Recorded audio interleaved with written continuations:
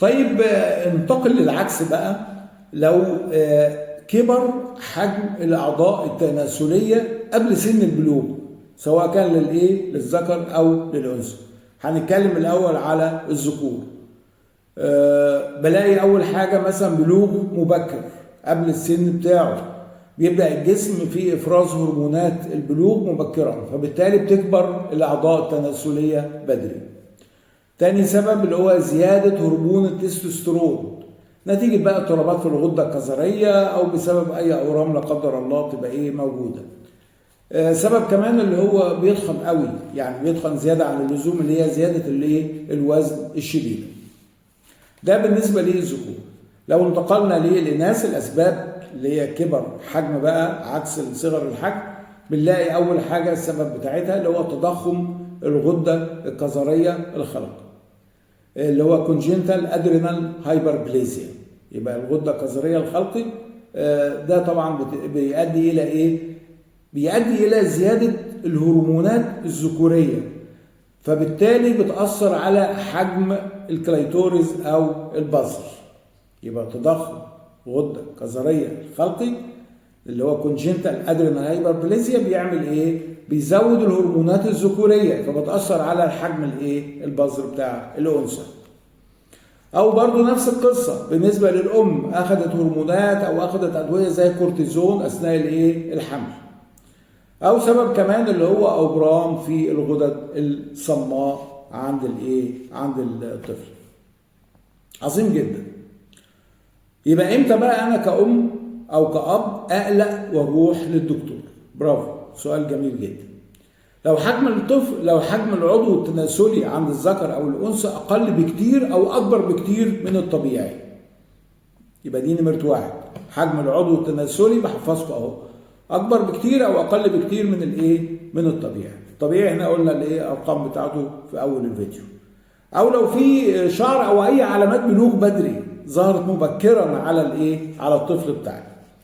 او حتى يا جماعه الطفل بدا يسال وبيحس كده ان هو مختلف عن زمايله، يعني مثلا جلوسه مع الذكور بيبقى متضايق مثلا او كده، او جلوسه مع الاناث لو هي بنت ولا حاجه مع نفس الجنس بتاعها تكون متضايق. بحس برضو ان في هنا خلل في الهرمونات، فدي على طول ابدا اقلق. المهم يكون في صداقه بس بين الام او الاب والطفل بتاعها، عشان يقدر ان هو يحكي له. في علامات خطر؟ طبعا في علامات خطر اخلي بالي منها جدا. ازاي اعرف ان في مشكله؟ اول حاجه بيكون عندنا تاخر واضح في علامات البلوغ بعد سن 14 سنه، بالنسبه للذكر وبالنسبه للانثى الكلام ده يبقى تاخر واضح في علامات البلوغ، مفيش عليه اي اعراض بلوغ بعد سن 14 سنه. تاني حاجه بيكون حجم العضو او كيس او البظر الكليتوريس بيكون صغير جدا مقارنه طبعا بالسن بتاع الذكر او الانثى. لو مسكنا الذكر الاقي مثلا خصيه واحده او مفيش خالص خصيه، مش موجوده عنده. بلاقي مثلا انتفاخ دايما والم متكرر في منطقه العانه كده بتاعه الذكر او الانثى.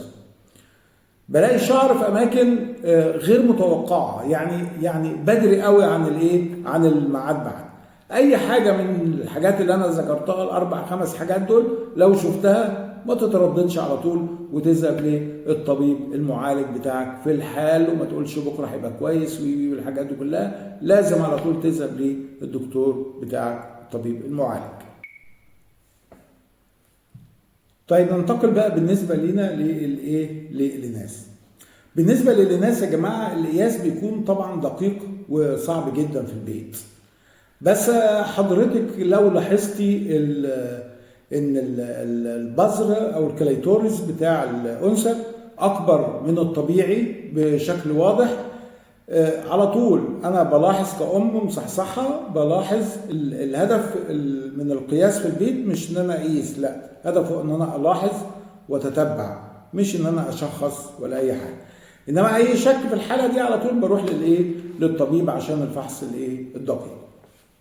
طيب يا ترى زي ما اتكلمنا عن اسبابه عند الذكور، اسبابه بقى عند الاناث بتبقى الدنيا ايه مختلفة شوية.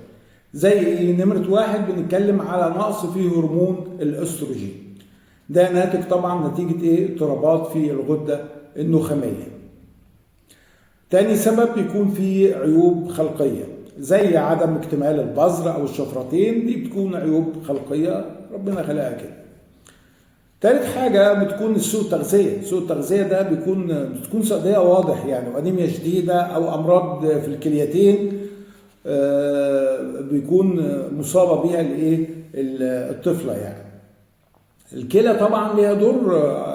ايه علاقة الكلى يا دكتور بالموضوع ده؟ لا، ده الكلى ليها دور مهم جدا، عشان انا بنظم دور الكلى تنظيم التوازن الهرموني والمعدني في الجسم. هي الايه المايسترو اللي بينظم ايه الدنيا دي، ودي بتأثر على النمو عموما بما فيه طبعا الايه الاعضاء التناسلية.